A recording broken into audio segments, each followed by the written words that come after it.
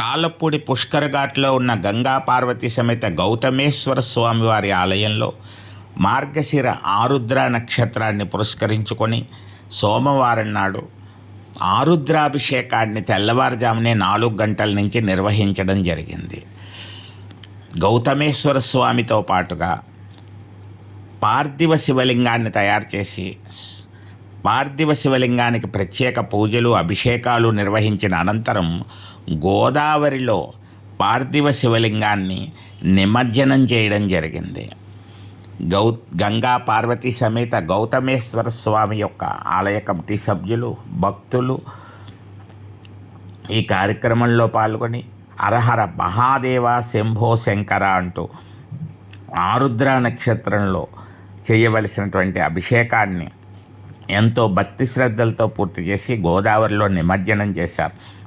ఆ నిమజ్జన దృశ్యాన్ని మీరు వీక్షించండి.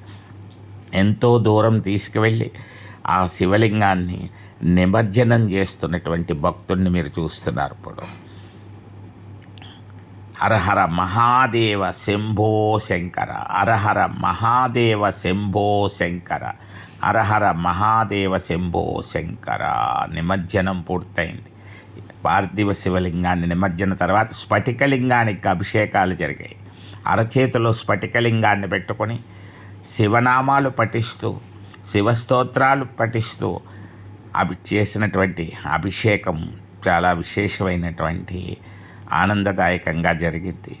మరి అవకాశం ఉన్నటువంటి భక్తులు వచ్చి ఈ కార్యక్రమంలో స్వచ్ఛందంగా పాల్గొని స్వయంగా అభిషేకం చేసుకునేటువంటి భాగ్యాన్ని పొందుతూ ఆరుద్రాభిషేక మహోత్సవాన్ని శక్తి మేరకు భక్తి శ్రద్ధలతో నిర్వహించుకోవడం జరిగింది.